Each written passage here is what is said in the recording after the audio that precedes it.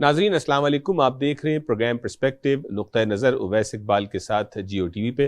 नाज़रीन, अल्लाह तबारक व तआला अपने बंदों में से कुछ प्यारों को चुन लेता है कि जिनके ज़रिए अपनी ही मखलूक यानी इंसानियत की खिदमत का काम लेता है। नाज़रीन, ये लोग बड़े ही मुबारकबाद के मुस्तहिक होते हैं कि अल्लाह तबारक व तआला जब इनका चुनाव करता है, इनके सर पे इज़्ज़त का ताज रखता है। लेकिन साथ ही साथ नाज़रीन, ये लोग बड़ी मुश्किलात से, आजमाइशों से और ख़तरात से गुजारे भी जाते हैं कि जिनसे गुजर के ये लोग कोशिश करते हैं कि किस तरह से अपने रब को राज़ी रखें। और दूसरी जानिब रब्बे ज़ुल जलाल भी इनको बारहा इस बात की जो है वो तंबीह करता है कि सुप्रीम पावर अल्लाह तबारक व तआला की है, अगर उसकी अता हो, उसकी विल हो तो कोई मुश्किल नहीं रहती और आहिस्ता आहिस्ता आपके सामने जो है वो काम बनने शुरू हो जाते हैं। नाज़रीन, आज हम बात करेंगे इसी हवाले से और पाकिस्तान में ख़ास तौर पर कराची से उठने वाली एक आवाज़ जो कि आज एक मूवमेंट बन चुकी है कि जिसकी जो पहचान बनी वो दस्तरखान के जरिए पहचान बनी। नाजरीन, यकीनन आप पहचान गए होंगे कि हम बात किसकी कर रहे हैं। जी नाजरीन, हमारे साथ मौजूद हैं आज सैयद ज़फ़र अब्बास, जेडीसी के फाउंडर, और उनके साथ मारूफ बिजनेसमैन जनाब फैज़ान रावत साहब कराची से मौजूद हैं। आज हम बात करेंगे जेडीसी के हवाले से, ख़ास तौर पे किस तरह से नाज़रीन जब हम इस जुमले को सुनते हैं, कतरा कतरा समंदर बनता है, अगर इसकी दौरे हाजिर में कोई मिसाल देखनी है तो जेडीसी से बेहतरीन मिसाल आपको नजर नहीं आएगी। जफर साहब और फैजान भाई, अस्सलाम वालेकुम and welcome to the show. वालेकुम सलाम, बहुत शुक्रिया अवैस भाई। नाज़रीन, जैसे मैंने कहा कि ये मूवमेंट की शक्ल इख्तियार कर गई है। जफर भाई, थोड़ा सा आप ये बताएं कि जेडीसी पे तो मैं आता हूँ, लेकिन इससे पहले जो भी आपने हालिया दिनों में कराची में जो कराची की आवाम की आप आवाज़ बने, उस आवाज़ के ज़रिए जिस तरह रमज़ान का महीना आता है तो मुश्किलात बढ़ जाती हैं, ख़ास तौर पे फल फ्रूट की जब बात की जाती है तो पता नहीं आसमान से रेट जो है वो बातें कर रहे होते हैं, लेकिन हुकूमत इस पे कुछ करने से कासिर होती है। किस तरह से जेडीसी ने और बिजनेस कम्युनिटी ने आवाम की आवाज़ बनी, थोड़ा सा इस हवाले से हमारे नाज़रीन को बताएं कि उसका इम्पैक्ट इस वक्त कराची के रहने वालों को क्या मिल रहा है। देखिए, कराची के रहने वालों को हमने जब शुरू रमजान में देखा कि मार्केट गवर्नमेंट जिस केले का रेट दे रही है 150 रुपए दर्जन, वो मार्केट में 600 रुपए दर्जन बिक रहा है। जो कीनू 200-250 रुपए दर्जन बिकना है वो बिक रहा है 600-700 रुपए दर्जन, वो भी सेकंड दर्जे का, और गवर्नमेंट रेट दे रही है अव्वल पहले दर्जे का, यानी आला क्वालिटी। तो आप तो बी कैटेगरी बेच रहे हो, आला क्वालिटी से भी 300 गुना महंगा। तो फिर मैं मजबूरन मार्केट में उतरा, मैंने तमाम चीजों के रेट लिए, फल वालों से रसीदें बनवाई मेरे लड़कों ने, फिर मैं उन फल वालों के पास गया, मैंने कहा भाईजान ये देख लो, ये आपने ही दिया? कहा हाँ। मैंने कहा कोई है जो आवाम को बचा ले इनके चुंगल से? ऐसा कहाँ होता है कि आप एक ठेला लगाएं और 1 लाख रुपए प्रॉफिट लेके घर में जाएं और गरीब के घर में, गरीब नहीं मिडिल क्लास के घर में अब अफ्तार के दस्तरखान पे फल ही नहीं होगा। मैंने कहा सिर्फ उतना सामान तुमने खरीदना है जो एक दिन अफ्तार में फ्रूट चाट बनती है किसी middle class lower middle class के घर में। 4-8 सेब ले लो, 6-8 कीनू ले लो, 1 दर्जन केले ले लो, 2 छोटे वाले खरबूजे ले लो, तो 2650 रुपए का बिल बना दिया उसने। जबकि इसका असल बिल कितना बना था? 250-300 रुपए। जुल्म नहीं है ये? ने कोई पूछने वाला ही नहीं है। तो अब वो मुहिम मैंने फिर बोला कि मैं और मेरी फैमिली 3 दिन के लिए बायकॉट कर रहे हैं। आप यकीन करें, पहले दिन के बायकॉट पे ही सब अपने-अपने रेटों पे वापस आ गए।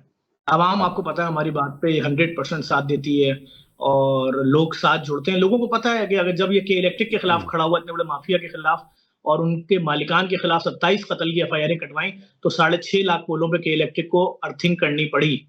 तो लोग साथ देते हैं, अल्लाह का शुक्र है, अब लोगों के दस्तरखानों पे इंशाल्लाह फल आना शुरू हो जाएंगे।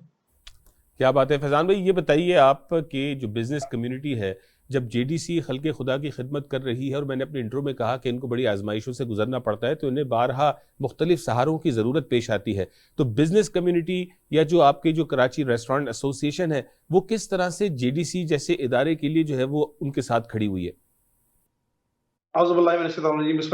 बेसिकली हुआ ये कि जब कोविड का वक्त आया तो हमारे साथ एक शख्स खड़ा हुआ था, उसका नाम था जफर अब्बास।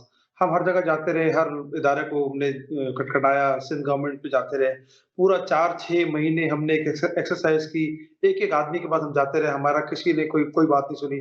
उस वक्त जफर अब्बास ने हमारा साथ दिया। जफर अब्बास साहब हमारे पास आए और एक हमने प्रेस कॉन्फ्रेंस की, और जफर भाई की इस प्रेस कॉन्फ्रेंस में बहुत लोगों ने, बहुत इदारों ने फिर हमसे कांटेक्ट करना शुरू कर दिया।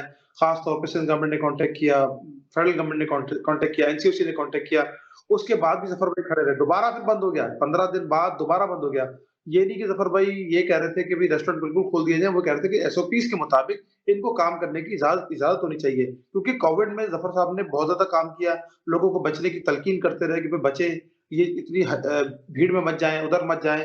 तो मैं इनको आगे चीज़ें बताता था कि ज़फ़र भाई, मैं और मेरी टीम, असद साहब भी थे, दूसरे लोग भी थे, समद भाई, इमरान भाई और भी बहुत सारे हमारे रेस्टोरेंट ओनर्स ज़फ़र भाई के पास आते थे, उनको बताते थे कि ज़फ़र भाई देखिए, जहाज़ों में लोगों को जाने की इजाज़त है, सब्ज़ी मंडी में देखिए कितना रश है, नादरा पे देखिए कितना रश है। हमारे पास तो रेस्टोरेंट आप बोले तो हम रेस्टोरेंट बंद कर देते हैं। इन्होंने बोला, "भई क्यों बंद करोगे रेस्टोरेंट तुम अपने?" मैंने इनको बताया, लाखों लोग वहाँ पर काम करता है और पूरे पाकिस्तान से आता है। तो इनको पूरा केस हमने सबमिट किया। इन्होंने कहा, "मुझे ऑलरेडी पता है सारी चीज़ें, आप लोग अपने खोल से तो बाहर निकलो, अपने अपने आप खुद तो बाहर निकलो, फिर चीज़ें आप देखते जाओ।" फिर इन्होंने हमने एक प्रेस कॉन्फ्रेंस की, बात की, उसके बाद इन्होंने हमारे साथ आके खड़े हो गए। तो फिर हमारा भी फर्ज़ बना। कवाबजी रेस्टोरेंट ने भी जो भी कुछ हम कर सकते हैं, ज़फ़र भाई के साथ खड़े होते हैं, समद भाई खड़े होते हैं, मैं खड़ा होता हूँ, असद भाई खड़े होते हैं, हमारे और भी लोग। देखिए, हम बिल्कुल ज़र्रों में एक ज़र्रा है। मतलब अगर जेडीसी एक बहुत बड़ा काम कर रहा है, तो उस ज़र्रे के अंदर हमारा तो मैं कहता हूँ 0.0001% भी हिस्सा नहीं है। अब आपने जो फ्रूट की बात की थी, फ्रूट वाले उसमें उन्होंने कहा, ज़फ़र भाई ने कहा कि देखो, आपके ताजिर हैं, आप इन ताजिरों के पीछे फिर खड़े होते हो आके। मैंने कहा, सर ये हमारे ताजिर ही नहीं है, ये तो मुनाफ़ाखोर है, नाजायज़ मुनाफ़ा हो रहा है।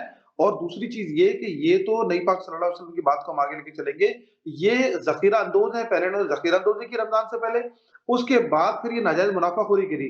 अब एक चीज़ के रेट आप कनाडा में रहते हैं, अमेरिका में रहते हैं, वहाँ पर आप देखिए किस तरह डिस्काउंट दिए जाते हैं, उनके मज़हबी त्योहारों पे, हमारे मज़हबी त्योहारों पे डिस्काउंट्स इश्यू किए जाते हैं। लेकिन हमारे यहाँ क्या होता है, उसके बरक्स काम होता है।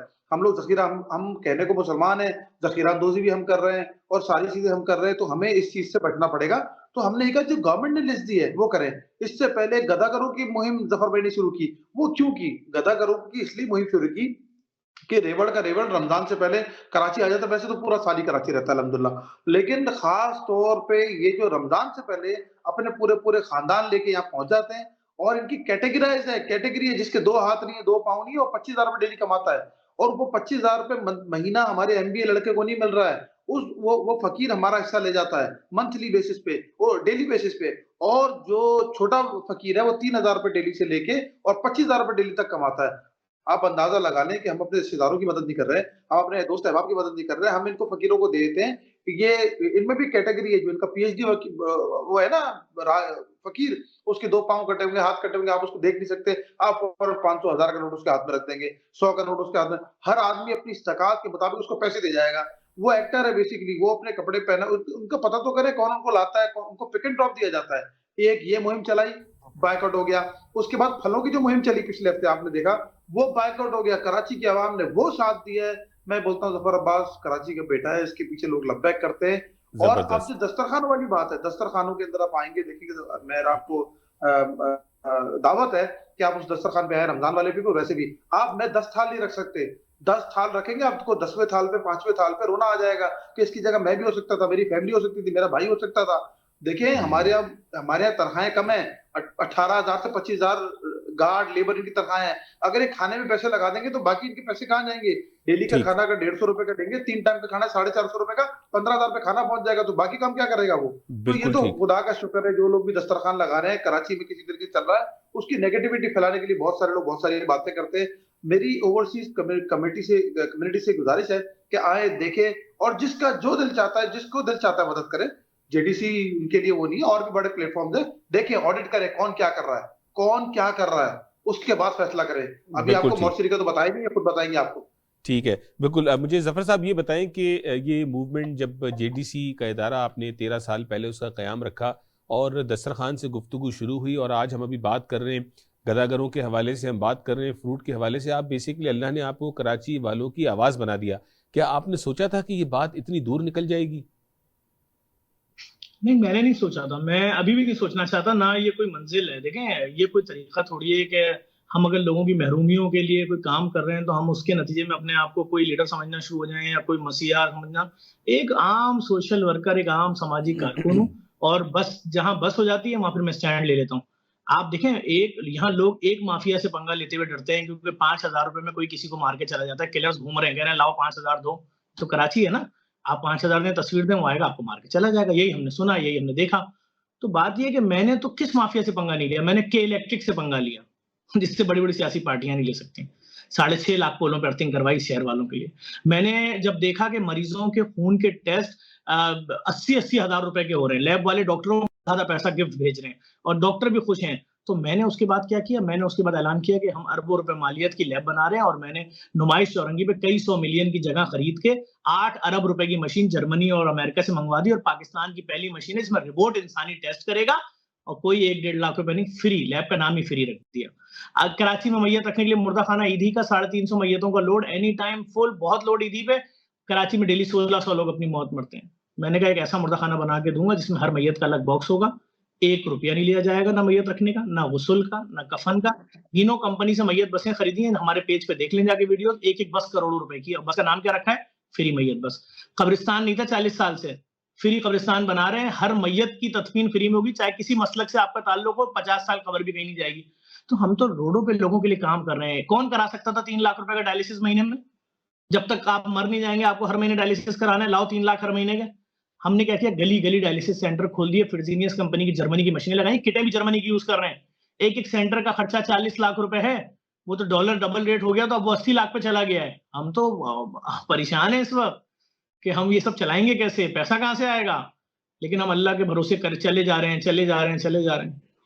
बिल्कुल ज़फ़र भाई, जो जिस तरह से आपका काम शुरू हुआ 13 साल इन द मेकिंग है, और आप एक प्रोजेक्ट से दूसरा, दूसरे से तीसरा, और मैंने अपने इंट्रो में भी कहा कि जिन लोगों को अल्लाह चुनता है वो फिर कई आजमाइशों से गुजारे भी जाते हैं, लेकिन वो आजमाइशों से गुजरते हैं, लेकिन अल्लाह तबारक व तआला उनके लिए नए रास्ते खोलता है, नए लोगों को बाजू बनाता है। मैं चाहूँगा, बातें तो हमने की हैं यहाँ पे, कि हम क्यों ना हमारे नाजरीन को JDC के हवाले से ये वीडियो पैकेज दिखाएं, ताकि वो अंडरस्टैंड कर सकें कि ज़फ़र अब्बास साहब और फैज़ान रावत साहब जिन प्रोजेक्ट्स का जिक्र कर रहे हैं वो असल में क्या प्रोजेक्ट्स हैं। आइए नाज़रीन, ये वीडियो क्लिप देखते हैं, और ब्रेक के बाद भी हमारे साथ रहिएगा।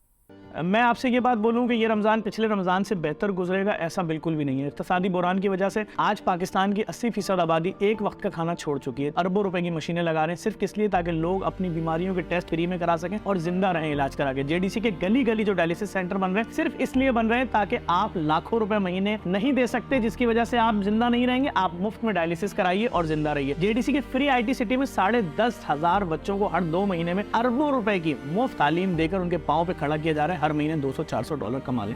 कराची को एक ऐसी मोर्चरी की, एक ऐसे मुर्दा खाने की जरूरत थी जिसमें हर मैयत का अलग बॉक्स हो। JDC ने दुनिया की सबसे बड़ी मोर्चरी 1000 मैयतें रखने की मोर्चरी बनाई है। यहाँ पर गुस्ल कफन भी बिल्कुल मुफ्त होगा, और कराची से बाहर अगर किसी मैयत को लेकर जाएंगे तो उसका कोफिन बॉक्स भी बिल्कुल मुफ्त बना के दिया जाएगा। JDC के दफ्तरखानों पे कराची से लेकर आजाद कश्मीर तक डेली लाखों लोगों को मुफ्त खाना खिलाया जाता है और पार्सल दिया जाता है। मुल्क की इक़्तिसादी सूरत हाल को मद्देनजर रखते हुए JDC की हर मुमकिन कोशिश है कि हर मुसीबत ज़दा पाकिस्तानी की मदद की जाए, आपकी मदद से। अगर आप JDC के साथ जोड़ेंगे तो JDC ने जिस तरह कोविड में लाखों करोड़ों लोगों की मदद की, सैलाब में करोड़ों लोगों की मदद की, इंशाअल्लाह JDC आगे भी अपने पाकिस्तानी भाइयों को परेशान नहीं होने देगी। आइए JDC के साथ जुड़ जाइए।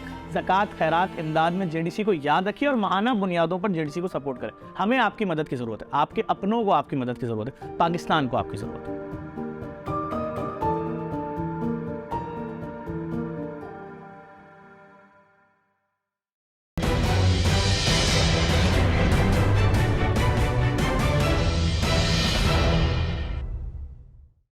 This is Yasmin, a widow living as a refugee in Lebanon with her 5 children. She lost her husband in the war and is unable to gain employment. This Ramadan, people like Yasmin and her children will rely on human concern to provide food. Through your donations, we can make this possible. When you see Yasmin, will you ignore her or will you show concern? This Ramadan, show your concern. 10 to 15 minutes of jump rope can help you burn over 200 calories. Jump roping is one of the most fastest and efficient forms of cardio. This is a quick and easy workout to do when you're strapped for time. Brought to you by Greenish Natural Health. Pakistan is in the state of crisis, and we all know that how 1/3 of Pakistan was affected because of floods. A lot of people have lost their homes, their families, their well-being. Team humanity उनकी मदद कर रही है। Team humanity का साथ दीजिए जो इंसानियत के लिए दुनिया भर में काम कर रही है। We're planting hope, we're planting dreams. $100 a month takes care of food, shelter, education, healthcare. Support them in Ramadan and Allah will support you in Jannat al-Firdaus al-A'la inshallah. हमारा रवैया और तर्ज अमल दोनों जन्म लेते हैं हमारे एहसासात और जज्बात से, जो वजूद पाते हैं हमारी सोच और नुक्ता नज़र से। मुस्बत सोच रखना और हर मामले में नुक्ता फहम होना बनता है बाइस इंसानों और माशरों के दरमियान अच्छे बाहमी ताल्लुकात का और बर्दाश्त का। तो आइए शामिल हो जाएं मुस्बत सोच के इस सफर में। देखिए प्रोग्राम नुक्ता नज़र उवैस इकबाल के साथ सिर्फ जियो टीवी पर।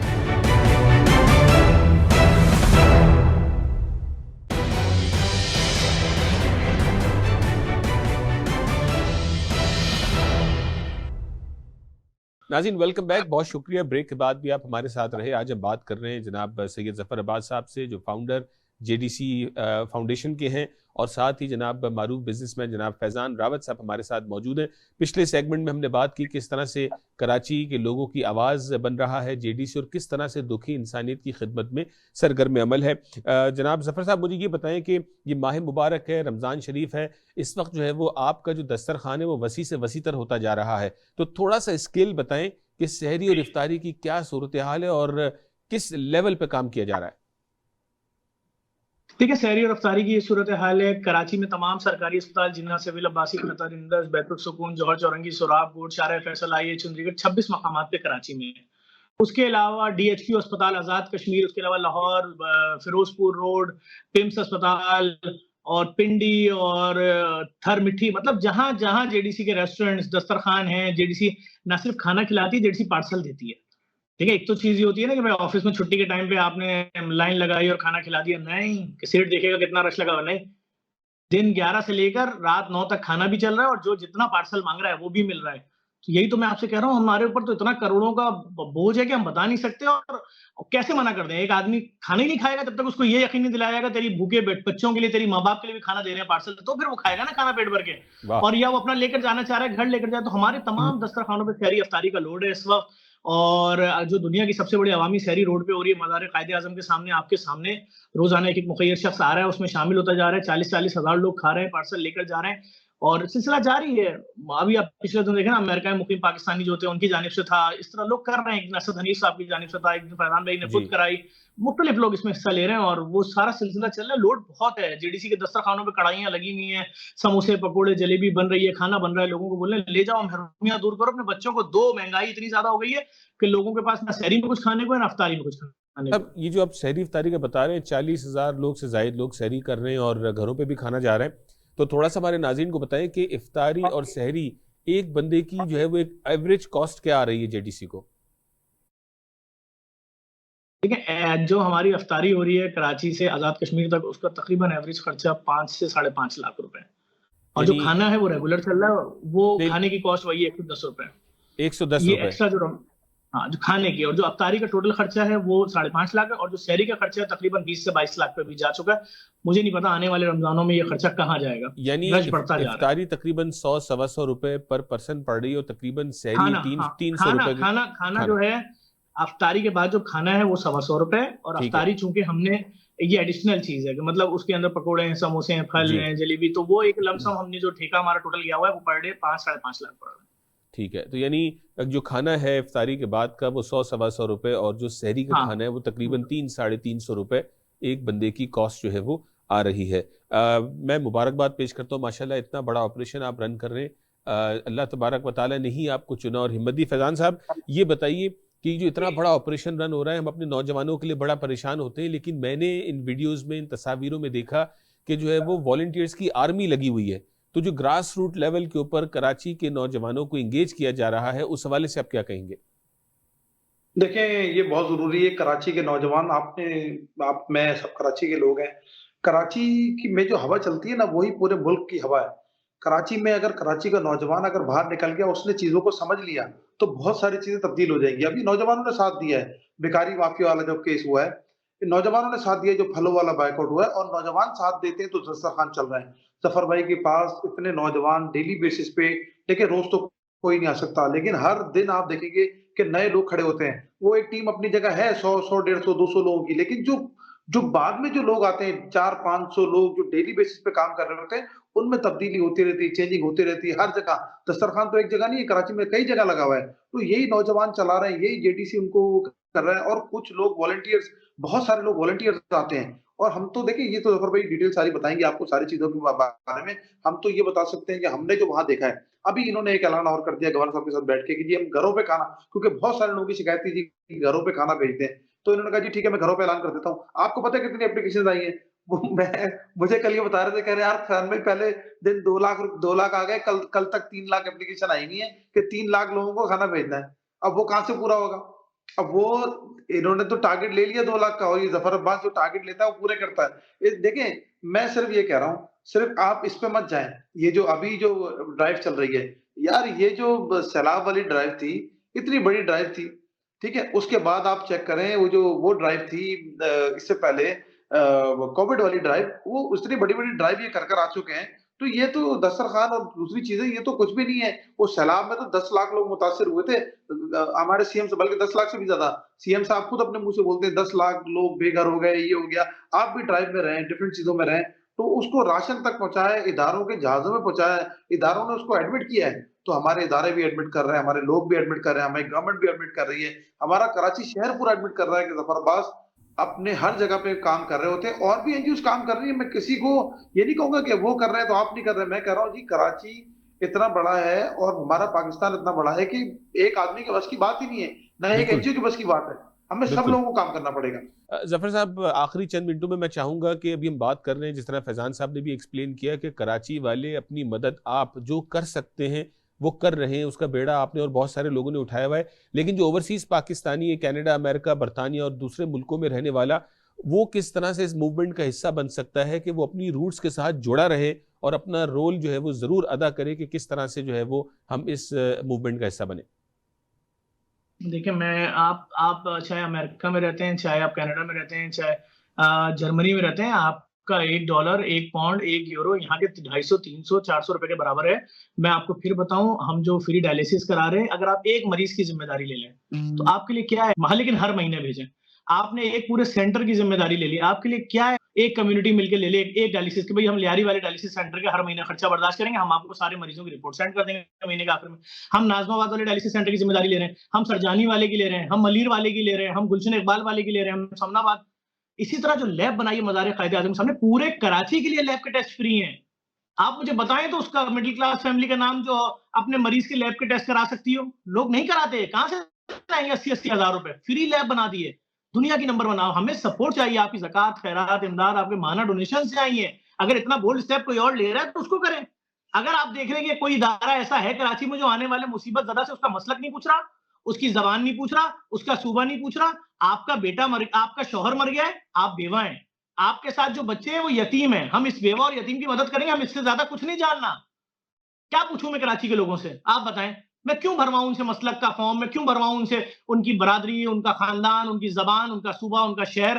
भाई मुसीबत ज्यादा है, मदद करनी है, कर रहे हैं, रोडों पे उतरे हुए, अरबों रुपए मालियत की मोर्चरी बना रहे हैं, मुर्दा खाना बॉक्सेस वाला, कि किसी के घर में इंतकाल हो जाए, रात में मैयत रखनी हो तो ऐसी जगह तो रख सके मैयत जहां कोई उसका बेटी, कोई उसका बच्चा अगर बाहर रह रहा है, कोई भी उसका प्यारा अगर मुल्क से बाहर रह रहा है और वो आता है तो जाके देख तो सके, बगैर खौफ के, बगैर किसी ताफुन के, बगैर बदबू। भाई बहुत हाई लेवल पे काम करें, इन सब चीजों में हमें आपकी सपोर्ट चाहिए।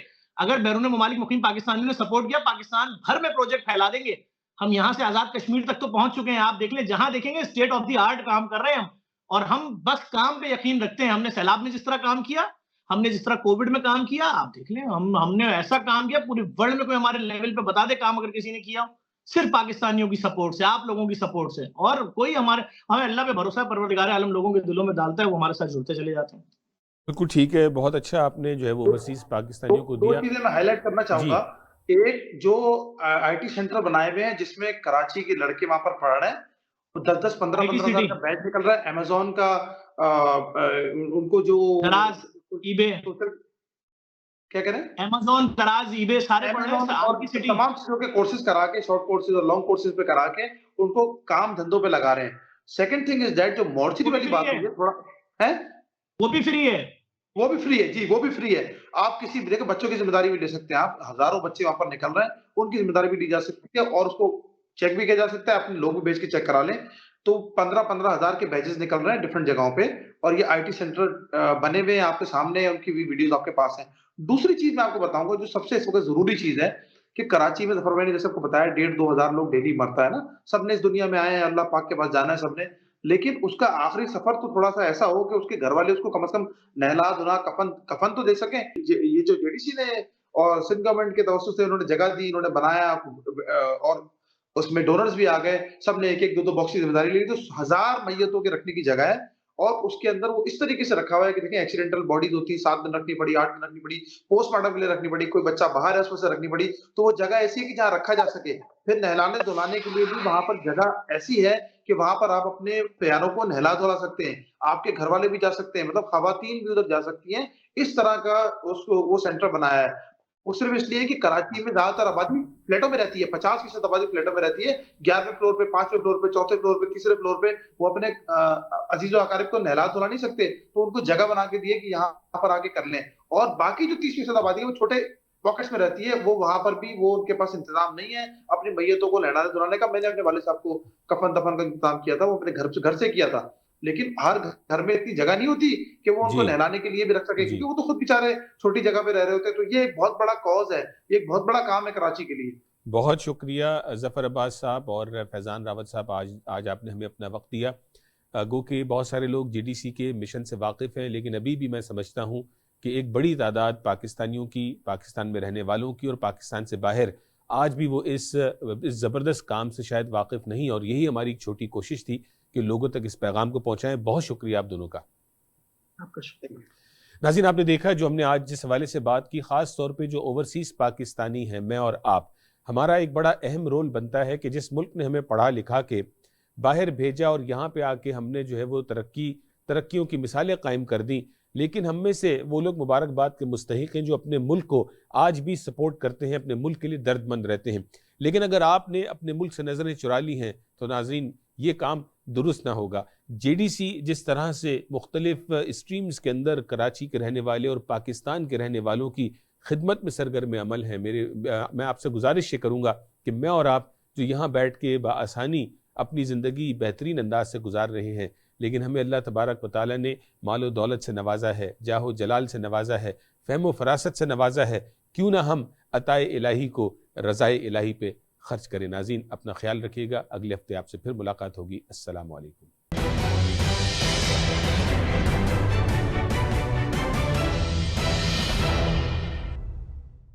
देखिए ई-आवाज़ टीवी लाइव तमाम IPTV बॉक्सेस पर पाकिस्तानी या उर्दू सेक्शन में, या हमारी वेबसाइट विजिट कीजिए eawaz.com। Pakistan is in the state of crisis, and we all know that how 1/3 of Pakistan was affected because of floods. A lot of people have lost their homes, their families, their well-being. Team humanity उनकी मदद कर रही है। Team humanity का साथ दीजिए जो इंसानियत के लिए दुनिया भर में काम कर रही है। We're planting hope. We're planting dreams. $100 a month takes care of food, shelter, education, healthcare. Support them in Ramadan, and Allah will support you in Jannat al-Firdaus al-A'la, inshallah. If you're finding it difficult to meet the daily recommended water intake, give your water a flavor boost by mixing things up and adding some fruit, or how I like to do, a few drops of your favorite Flavorol. Brought to you by Greenish Natural Health. घर में सबकी healthy life के लिए Greenish Natural Health. Grandpa, husband, kids और wife के लिए Greenish Natural Health. एक tab दे इन्हें दिन भर की energy और पूरा दिन रखे इनको active naturally. एक डोज से बेहतर fit rahe all day long naturally. Greenish Natural Health, healthy living for the whole family. मज़ीद मालूमात के लिए विजिट करें अपनी करीबी फार्मेसी या हमारी website www.greenish.com. This is Yasmin, a widow living as a refugee in Lebanon with her 5 children. She lost her husband in the war and is unable to gain employment. This Ramadan, people like Yasmin and her children will rely on human concern to provide food. Through your donations, we can make this possible. When you see Yasmin, will you ignore her or will you show concern? This Ramadan, show your concern.